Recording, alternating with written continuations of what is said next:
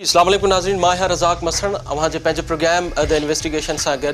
हिन प्रोग्राम में असां कोशिशि इहा कंदा आहियूं त कंहिं हिकिड़े केस खे खणी करे उन जी इन्वेस्टिगेशन कजे ऐं उनखे प्रॉपर उन जा जेके असरात आहिनि ऐं उन जूं जेके शयूं आहिनि उनखे ॾिसजनि त कहिड़े उहे शयूं आहिनि जंहिंजे करे हीउ केस थियो ऐं हीउ क्राइम थियो ऐं इन तरह जूं शयूं थियूं।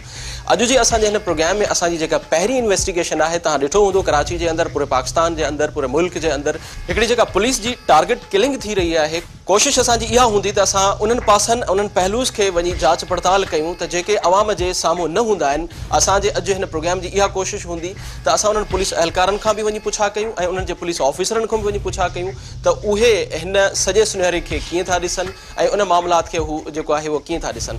अॼु असां कोशिशि कंदासीं त SSP साउथ इन्वेस्टिगेशन फैज़ुल्ला कोरजी साहिब खां इहा शइ पुछा कंदासीं त हुननि जी जेका टारगेट किलिंग जे हवाले सां, पुलिस जे टारगेट किलिंग जे हवाले सां जेको ख़्यालु आहे उहो छा आहे, उहे छा था चवनि। अचो त हुननि खां मालूम कयूं त उहे इन जे बारे में छा सोचनि था ऐं उन्हनि जे हवाले सां हू छा पिया कनि। थोरो इहो रुगो ॿुधाइजो त हीअ ख़ासि तौर ते जेके हिन महीने में या पोएं महीने में ख़ासि तौर ते जेके पुलिस जी जेका टारगेट थिए थी या टारगेट किलिंग थिए थी, इन जा छा असर छा आहिनि ऐं छाजे करे थिए पई ऐं उन जे लाइ एहतियाती तदाबीर छा आहिनि, या असां अञा उन तरीक़े सां वेपनलेस न आहियूं, या उहे छो थो जेको आहे इन तरह जूं शयूं थियनि। जेकॾहिं असांजो हिकिड़ो पुलिस जो जवान जेकॾहिं महफ़ूज़ न आहे त हिकु आम माण्हू कीअं थो महफ़ूज़ रखी सघे थो, इनखे थोरो जेकॾहिं डिफाइन कयो। मां सम्झां थो त जेका दहशतगर्द पुलिस खे टारगेट कनि था उनजो मेन मक़सदु इहो आहे, इहो बावर कराइणु आहे त जेको तव्हांजा जेका मुआफ़िज़ आहिनि उन्हनि खे हिट करे तव्हांखे इनसिक्योर था ठाहियूं। माना बजाए इन खे त कंहिं सोसाइटी खे हिट कजे उनजो एतिरो इम्पैक्ट न आहे जेतिरो पुलिस ऑफिसर खे हिट करण जो इम्पैक्ट आहे।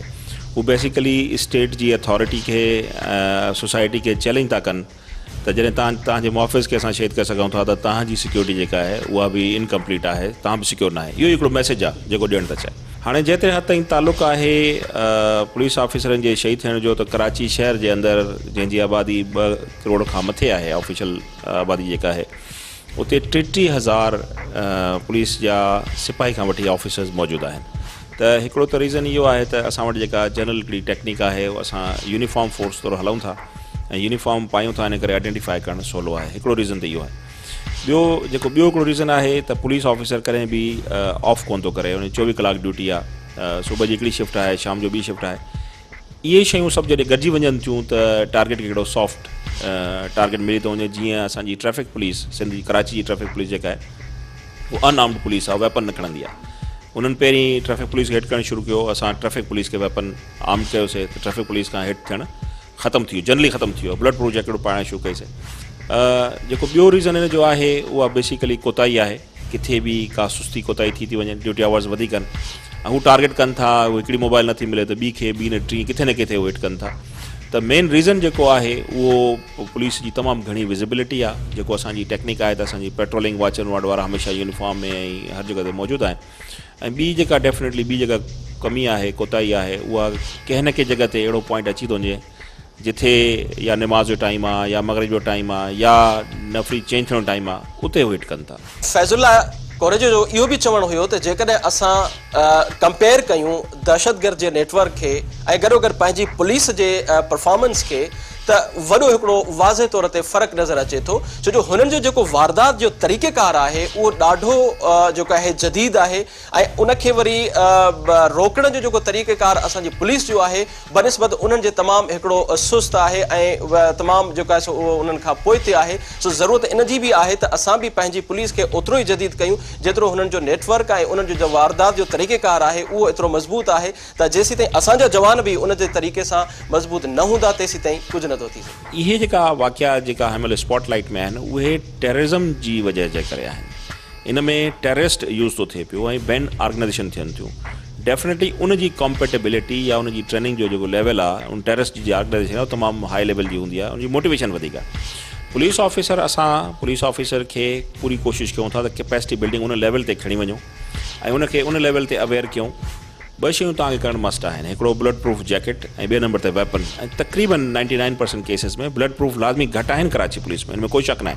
लेकिन जेका ऑफिसर फील्ड में वेंदा आहिनि उनखे ब्लड प्रूफ अवेलेबल हूंदी आहे ऐं वेपन अवेलेबल हूंदो आहे। लेकिन उनजो जेको पॉइंट ऑफ कनेक्शन आहे उहो अहिड़ो आहे त जेसिताईं उन अवेयर न हूंदो, अलर्ट न हूंदो, तेसि ताईं उहो पंहिंजे पाण खे प्रोटेक्ट कोन करे सघंदो। जीअं तव्हां कल्ह हिकु ॿ वाक्यनि में तव्हां ॾिठो त पुलिस ऑफिसर ड्यूटी ते आहे ऐं हू ट्रैफ़िक जो कॉन्स्टेबल पंहिंजी ट्रैफ़िक कंट्रोल थो करे पियो। डेफिनेट हुन वेपन बि आहे, बुलेट प्रूफ बि तव्हां ॾिठो त हुनखे पातल आहे, हुन सां गॾु ॿ ऑफिसर ॿिया उन्हनि खे वेपन हो। लेकिन अगरि रश में अचण सां को माण्हू अची वञी क्लोज़ कॉन्टेक्ट में फायर करे, उनजे लाइ तमामु घणी मुस्तैदी जी ज़रूरत आहे। ऐं असां पुलिस खे क्लोज़ कोन था करे सघूं। पुलिस खे सरकारी ड्यूटी करणी आहे, हुनखे 24 कलाक ट्रैफ़िक कंट्रोल। अगरि तव्हां उतां पुलिस हटाईंदो या उनखे उतां उन पब्लिक सां क्लोज़ कॉन्टेक्ट हटाईंदो त डेफिनेटली पोइ पब्लिक सर्विस जेका आहे उहा अफेक्ट थींदी। तव्हां पंहिंजे एंड ते कहिड़ियूं कोताहियूं सम्झो था? जीअं हिकिड़ी गाॾी आहे, पुलिस जी मोबाइल आहे, उहा मोस्टली या त धिके स्टार्ट हूंदी आहे या खरियल हूंदी आहे, या मतिलबु अहिड़े इन तरह सां न हूंदी आहे त जीअं किथे जेकॾहिं उहो वञे थी त उनखे बाक़ाइदा को उन्हनि जो ॾोहारनि जो प्रॉपर तरीक़े सां पीछो करे सघे। या ईअं ई वरी जेको तव्हांजो वेपन आहे त वेपन बि मोस्टली असां ॾिठो आहे त कॾहिं कॾहिं त ईअं हलंदो बि न आहे, या वरी कॾहिं कॾहिं वरी ईअं हूंदो आहे त इतफ़ाक़ या कॾहिं हली बि वञे थो त उन जॻह ते कोन थो पहुचे। टीं शइ जेका आहे, जेको असांजो जवान आहे, उहो केतिरो ट्रेनिंग ऐं केतिरो अलर्ट ऐं केतिरो उनजे अंदरि कैपेबिलिटी आहे त उहो पंहिंजो जेको आहे सो मुक़ाबिलो करे सघे। इहे टे शयूं आहिनि, इन्हनि खे तव्हां कीअं थोरो डिफाइन कंदा? कराची इज़ अ मेट्रोपोलिस, तमामु हिकिड़ो दुनिया जो 6 में वॾो शहर आहे। उते पुलिसिंग आम रवाजी तरीक़े सां कोन थी करे सघे। इन में को शक न आहे त उते हायर क्वालिटी जा वेपन्स हुजणु खपनि, ट्रेंड फोर्स हुजणु खपे। जीअं फ़ौज पंहिंजे हिकिड़े एज ग्रुप में ऑपरेशन रखंदी आहे सिपाही खे, जॾहिं उनखां पोइ उनजी एज लिमिट वधीक थी वेंदी आहे त उनखे वरी ॿिए फील्ड में ट्रांसफ़र कंदा आहिनि, ताकी जेका ऑन फील्ड ग्राउंड में छोकिरा हुजनि, जेका यंग ऑफिसर हुजनि, उहे मज़बूत हुजनि, अलर्ट हुजनि, एज फैक्टर बि हुजे। पर कराची पुलिस जो जेको डिफरेंट इशूज़ रहिया आहिनि उन में इहा शइ बिल्कुलु तव्हांजी सही आहे। बाक़ी जहाँ जेतिरे क़दुरु तालुक़ु आहे वेपन जो, त वेपन 99% हलंदड़ पोजीशन में हूंदा आहिनि। पुराणो हुजणु वेपन या नओं हुजणु हिकिड़ी ॿी ॻाल्हि आहे, लेकिन वेपन ऑपरेशनल हूंदो आहे। असल जेका कोताही कमी आहे उहा अलर्टनेस मुस्तैदी जी आहे। हाणे तव्हां यू कांट एक्सपेक्ट कि हिकिड़ो 50 या 55 सालनि जो कॉन्स्टेबल जेको आहे ओतिरो सुठो अलर्ट थी सघंदो। अहिड़ा जेका एज जे हिसाब सां कॉन्स्टेबल हूंदा आहिनि, असां उनखे डाइवर्ट करे ऑफिसिस में रखंदा आहियूं या ट्रैफ़िक में रखंदा आहियूं। पर ट्रैफ़िक में हुजण बि इट्स सेल्फ हिकिड़ो प्रॉब्लम थी सघे थो। त बाक़ी जेतिरे हद ताईं हिट करण जो ताल्लुक़ु आहे, अगरि तव्हां investigation J point of view ॾिसो त हिन वक़्तु 3 सालनि जा तक़रीबन 90% केसिस असां डिटेक्ट करे चुका आहियूं जिन में पुलिस किलिंग्स थियूं। त इहा हिकिड़ो कंटिन्यूस प्रोसेस आहे। पुलिस ऑफिसर जी ड्यूटी जे हिसाब सां हुनखे असां हटाए कोन था सघूं, हुनखे वधीक इक्विप करण जी ज़रूरत आहे। बाक़ी इहे जेके इशूज़ आहिनि इहे रहंदा, उनखे हलाइणो आहे। ऐं मां जीअं वरी चयो त हाणे जेका तव्हां ॻाल्हि कई मोबाइल पुराणी हुजण जी, वेपन पुराणी हुजण जो, बेसिकली हर सोसाइटी में जेको रिलेशनशिप हूंदो आहे पुलिस जो ऐं आवाम जो, उनखे बहितर करण जी ज़रूरत आहे।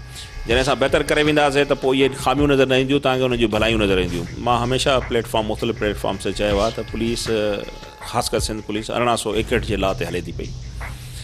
ऐं 2002 जो जेको पुलिस ऑर्डर आयो हो उन में, ऐं 1861 जे लॉ में बेसिकली जेको मेन डिफरेंस हुयो उहो इहो हो त पुलिस जे कमांड खे इहो अथॉरिटी या इख्तियार मिलियल हो त पंहिंजी फोर्स खे वक़्त जे हिसाब सां चेंज करे सघे ऐं उनखे रीडिफाइन करे हुन में नवाण आणे सघे, हुन में इनोवेशन्स आणे सघे। बेसिकली पुलिस ऑर्डर जी मेन जेका शइ हुई उहा इहा हुई। हाणे जॾहिं 1861 जे एक्ट ते हलिया वियासीं, 150 साल पुराणे एक्ट ते हलिया वियासीं, त उहा पुलिस 21 सदी में हिकिड़े 18 सदी या 19 सदी जे एक्ट ते कीअं हलंदी? Is a difficult.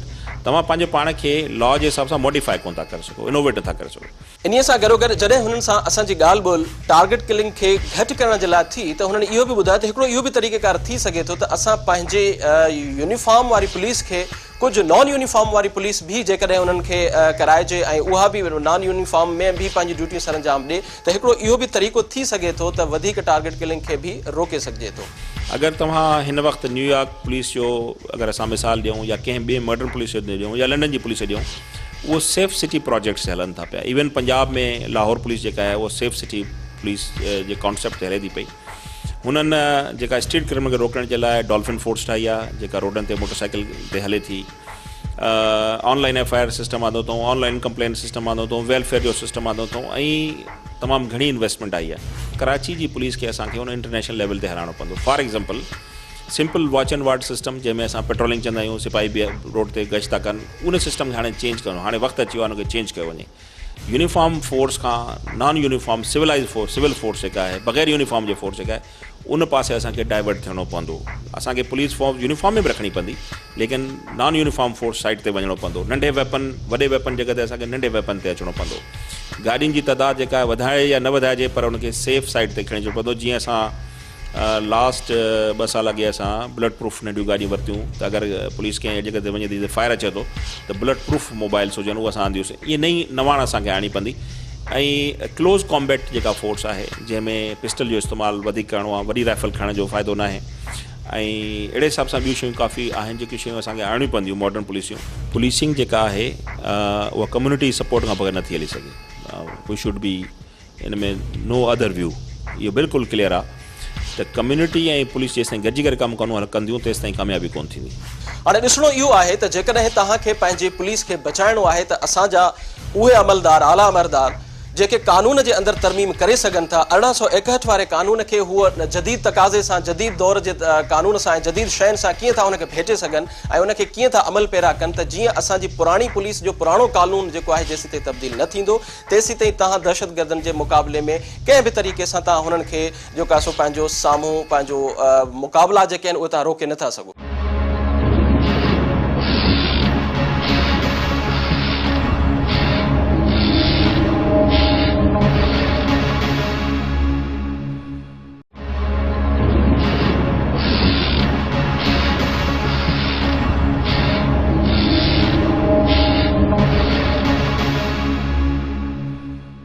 फज़ुल्ला कोरेजी साहब खां पोइ असां हिकिड़ी इहा कोशिशि कईसीं त असां ऑन स्पॉट वञी करे उन्हनि पुलिस अहलकारनि खां बि मालूम कयूं त उहे ड्यूटियूं कीअं सर अंजाम था ॾियनि ऐं उहे उन्हनि जी जेका ड्यूटी जी जेका रूटीन आहे उहा छा आहे ऐं उहो केतिरे वक़्त खां कहिड़े तरीक़े सां ऐं केतिरो उहो वेपनलेस आहिनि ऐं केतिरो जदीद तरीक़े सां वेपनलेस आहिनि। कोशिशि कंदासीं त उन्हनि खां ॼाणण जी कोशिशि कई त हू पंहिंजी ज़ुबानी पाण छा पिया ॿुधाइनि। सभ खां पहिरियां जेको आहे सो असां सुबुह सां ड्यूटी जे पंहिंजे घर निकिरंदा आहियूं त असां पंहिंजी हिकमत अमली अख़्तियार कंदा आहियूं। असांखे कहिड़े तरीक़े सां निकिरणो आहे, कहिड़े तरीक़े सां वञिणो आहे, थाणे ते पुॼणो आहे ऐं आवाम जे जान ऐं माल जी तहफ़ुज़ करण जी जेको आहे सो असांखे कहिड़े तरीक़े सां करिणो आहे उहो जनाब असांखे जेके वॾा असांजा अफ़सर साहिबान आहिनि उनजे डिक्टेशन मुताबिक़ लॉ ऐं कानून मुताबिक़ असां पंहिंजो कंदा आहियूं।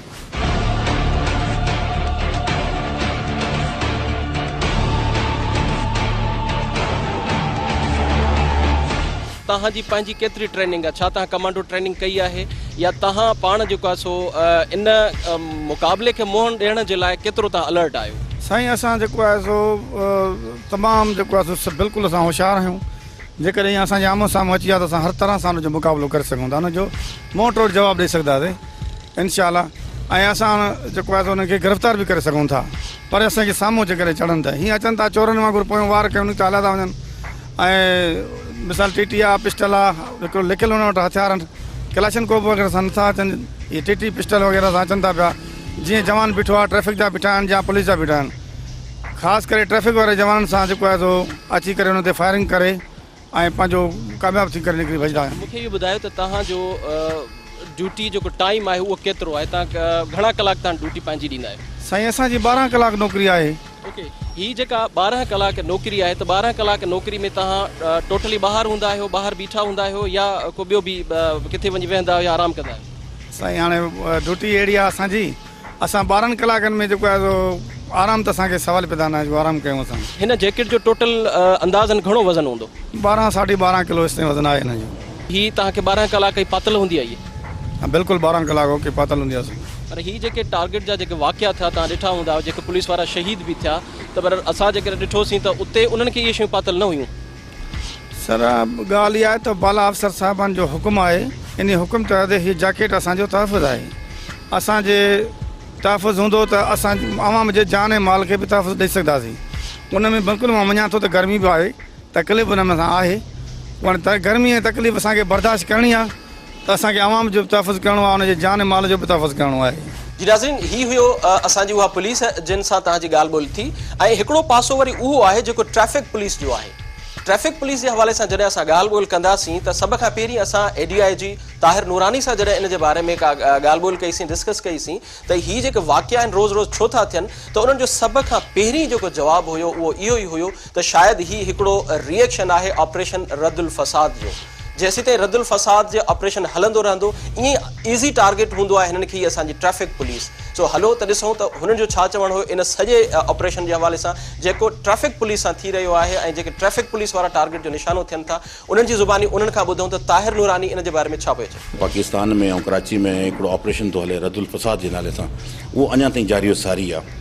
लिहाज़ा हिन हवाले सां इहो चवणु बिल्कुलु सही आहे त इन ऑपरेशन में असां ज़ाहिरी ॻाल्हि आहे त दहशतगर्दनि जी कमर तोड़े छॾी आहे, पर जेका रहियल आहिनि उहो आख़िरी साह खणनि था ऐं जीअं ई उन्हनि खे मौक़ो लॻे थो त पोयों वार था कनि। असां जी हिकिड़ी पहिरियों जी जेकी SOP हुई उनखे असां मज़ीद बहितर करण जे लाइ हिकिड़ी मीटिंग असांजी थी, एडिशनल IG मुश्ताक महर साहब कई, जंहिंमें असांखे हिदायतूं मिलियूं त कराचीअ में छो त इहो हिकिड़ो सॉफ्ट टारगेट थी थो वञे ट्रैफ़िक एहलकार, लिहाज़ा हिन खे मदद रखंदे हुए असां कुझु अहिड़े पॉइंटनि खे क्लोज़ करे छॾियो आहे जेको सम्झूं था त उहो सेंसिटिव एरिया में आहिनि।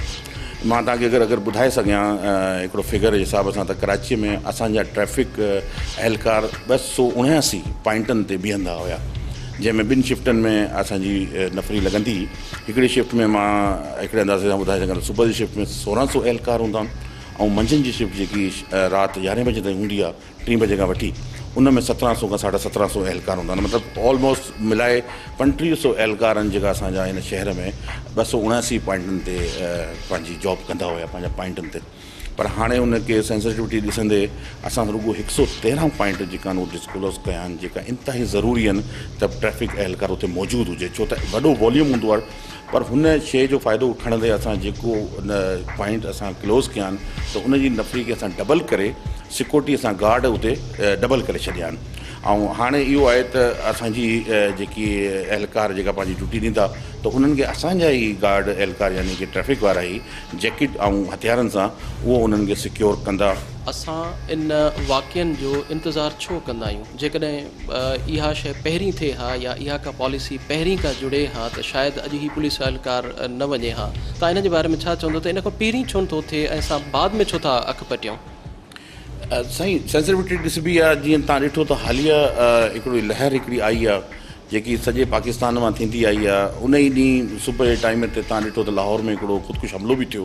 उन खां पोइ कराचीअ में हफ़्तो अॻु में कोरंगीअ में हिकिड़ी वैन ते बि हमिलो थियो। पोइ हिफ़्ज़ मां तक़दुम जेकी आहे असां हिन शइ खे पोइ ॾिसंदा आहियूं जेकी वधीक सेंसिटिव हूंदी आहे, जेके सम्झो त करंट जेको सिचुएशन हूंदी आहे। ईअं न आहे त ट्रैफ़िक एहलकारनि खे को सिक्योरिटी न हुई। 2015 में बि 7 ट्रैफ़िक एहलकार टारगेट किलिंग थी। 2016 में बि मां ॿुधाए सघां त हिकिड़ो DSP सुधो हिकिड़ो ट्रैफ़िक जो असांजो उनखे बि टारगेट किलिंग कयो वियो। 2017 में इहो पहिरियों वाक़ियो आहे। त असांजी हिकिड़ी SOP हुई जंहिंमें असां 500 ऐं 600 खां वठी 600 जैकेट्स ॾिनल आहिनि। ऑलरेडी इन्हनि खे जैकेट्सूं ॾिनल आहिनि, पर ज़ाहिरी ॻाल्हि आहे त 3500 जी नफ़री खे 600 जैकेटूं फुलफिल न पियूं करे सघनि। त हिन करे असां उन्हनि ख़ासि पॉइंटनि ते ॾिनियूं जैकेटूं, हथियार ॾिना। मां पाण ख़ुदि DIG साहिब जे हुकुम सां मां हिननि खे ट्रेनिंग कराई रिफ्रेश फायरिंग जी। पर छा थींदो आहे त छो त तव्हां नोट कंदा हूंदो त ट्रैफ़िक एहलकार जो कमु ऐं आम पुलिस वारे जो कम में ज़मीन आसमान जो फ़र्क़ु आहे।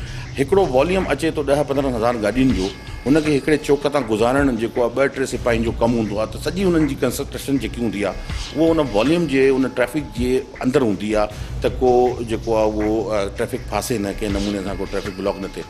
पोइ इन तरफ़ दिमाग़ नथो वञे त को ख़ुदा न ख़ासिता को मोटरसाइकिल ते अची हेलमेट वारो उहो अची जेको आहे उहो फायरिंग करे हलियो वञे। ट्रेनिंग त असांजी हिकिड़ी थींदी आहे, चाहे उहो ट्रैफ़िक पुलिस हुजे, CID हुजे या स्पेशल ब्रांच हुजे।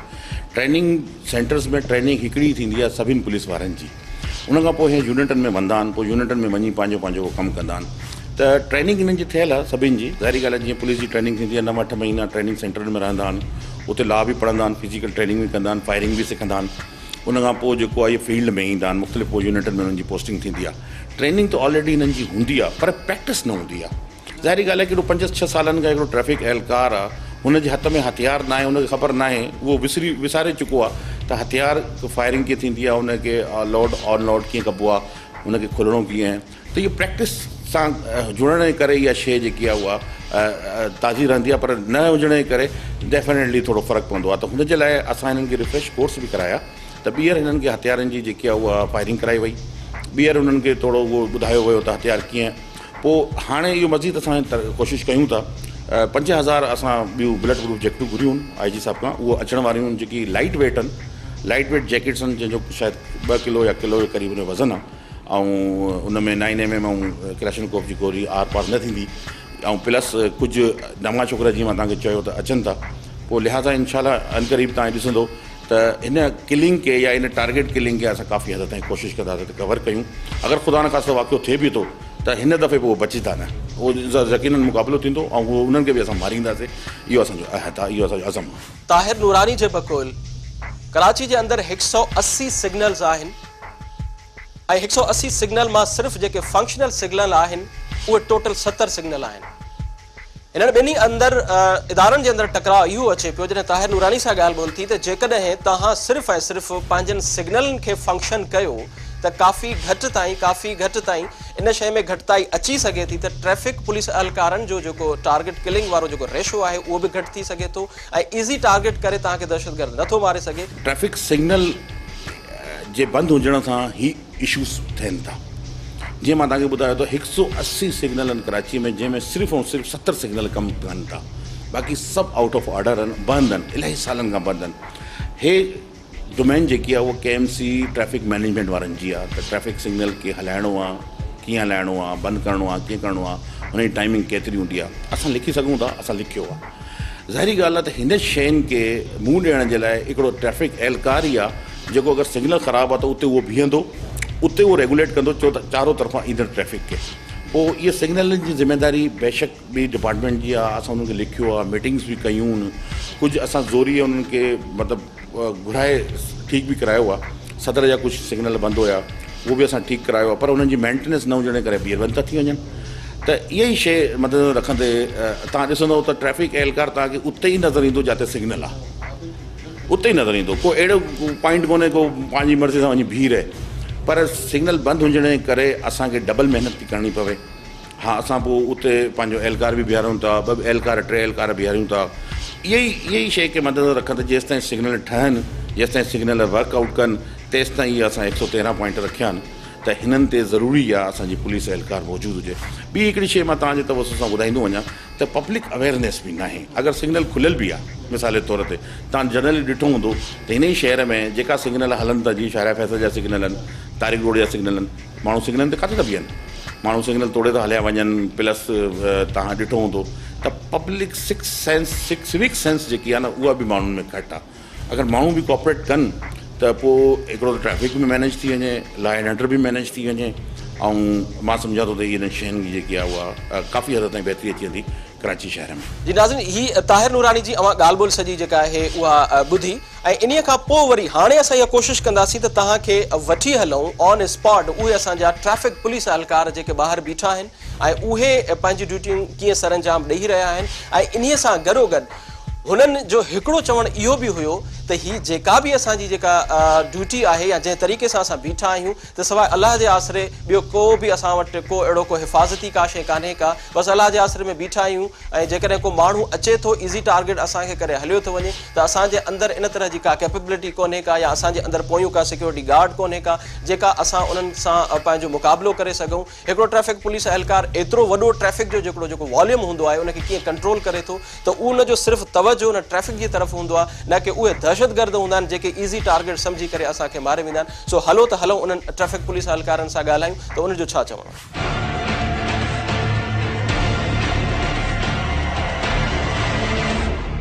हमारी रोड पे ड्यूटी होती है, बचना तो हमारे लिए तो मुश्किल हो जाती है, क्योंकि अगर हमारे पास गार्ड वाले भी हो जाते हैं तो ये हम लोगों ने आगे पीछे जाना पड़ता है, रोड के बीच में खड़े होते हैं। और ये कि एक तो हमारे लिए बस चौकी होना चाहिए, हर चौक पे चौकी हो जहाँ बंदा हमारा जो है वो वेपन वाला महफूज हो और वो अपने जवानों का हिफाजत करे।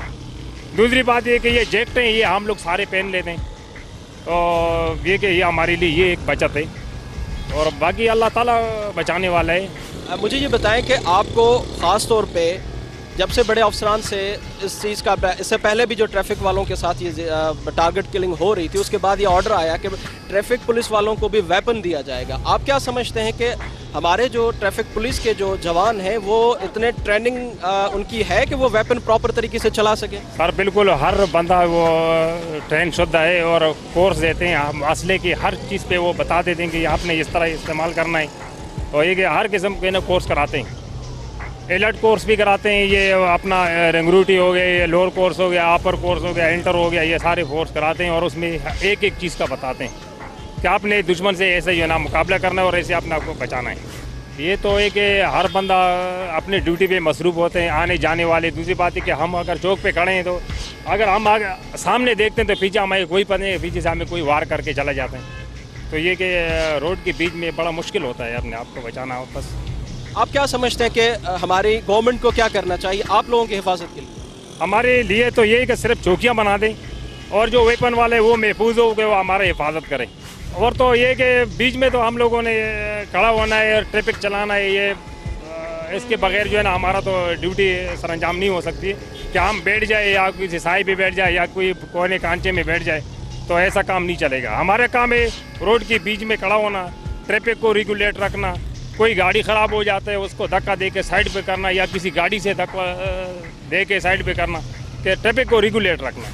ड्यूटी टाइम हमारे जो है वो 3 बजे हम आते हैं और रात को 1-1:30 बजे हम वापस चले जाते हैं यहाँ से, क्योंकि हेवी ट्रैफिक आते हैं उसको क्लियर करके फिर हम वापस जाते हैं यहाँ से। जी नाज़रीन, अॼु जे प्रोग्राम में असां इहा कोशिशि कईसीं त तव्हांखे उहे पासा, उहे पहलू, उहे ॾेखारियूं जेके असांजी कराची जे अंदरि पुलिस जी ख़ासि तौर ते जेका टारगेट किलिंग थी रही आहे त उनजी वजह छा आहे, उनजा रीज़न्स छा आहिनि ऐं उन ते असांजो जेको हिकिड़ो पुलिस अहलकार आहे उहो पाण छा थो चए ऐं इन्हीअ सां गॾो गॾु पुलिस अहलकार छा था चवनि। बहरहाल उन सॼे प्रोग्राम जो पसे मंज़र सिर्फ़ु हिकिड़ो ई हुयो त जेसीं ताईं हिकिड़ी असांजी पुलिस जेका आहे प्रॉपर तरीक़े सां वेपनलेस न थींदी ऐं जदीद तरीक़े सां जदीद नेटवर्क जो मुक़ाबिलो न कंदी ऐं जदीद तरीक़े सां जदीद कानून जो जेको आहे उहा इम्प्लीमेंट कानून में जेसिताईं न थींदी तेसीं ताईं असांजी जेका पुलिस आहे उहा कंहिं बि तरीक़े सां कंहिं बि नेटवर्क जो, कंहिं बि दहशतगर्दी जो प्रॉपर तरीक़े सां मुक़ाबिलो नथी करे सघे। इन्हीअ सां गॾु मूंखे पंहिंजे प्रोग्राम द इन्वेस्टिगेशन मां ॾींदा इजाज़त। इंशाल्लाह वरी नेक्स्ट वीक मुलाक़ात थींदी कंहिं नई इन्वेस्टिगेशन, नए प्रोग्राम ऐं नए तरीक़ेकार सां। सो मूंखे ॾींदा इजाज़त। अल्लाह निगहबान।